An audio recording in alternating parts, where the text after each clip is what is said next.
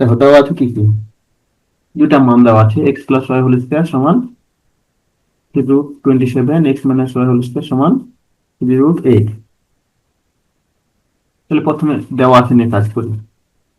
দেওয়া আছে x plus y whole square সমান রুট 27। তাহলে এখান থেকে লিখতে পারি আমরা x plus y whole square সমান, এটাকে ঘনমূল করলে 3 পাবো না, 3 কিউবে 27, 3 3 কাটা, হুম। এবং x minus y whole square সমান রুট 8, বা এক্স মাইনাস ওয়াই সমান, তাহলে এখানে পাচ্ছি 2। তাহলে এখন আমরা লেফট সাইড নিয়ে কাজ করি। Left side 5 x cube y plus x y square, ভিতর থেকে আমরা এক্স ওয়াই কমন নিই, তাহলে থাকছে x square plus y square. এখন একটু কাজ করতে হবে, আমাদের টার্গেট হচ্ছে 4ab সূত্র আমরা জানি, তাহলে 5, আমরা সূত্র জানি কি 4ab, তাহলে 4xy, তাহলে 4 বেশি লিখলাম, নিচে 1/4 লিখে দিলাম।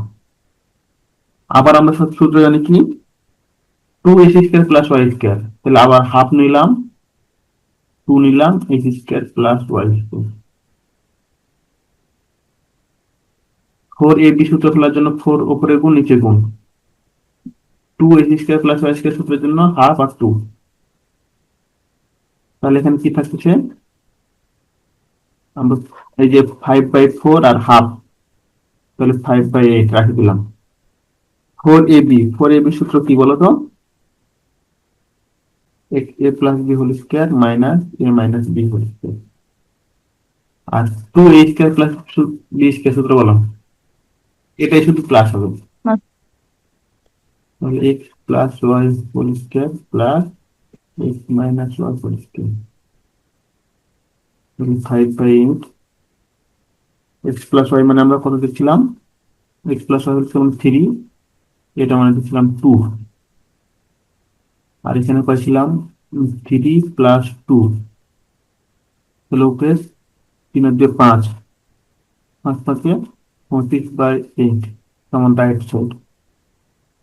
অঙ্কটা সহজ, বাট এই হুম। জায়গাতে একটু সূত্র ফেলার জন্য কাজ করতে হবে।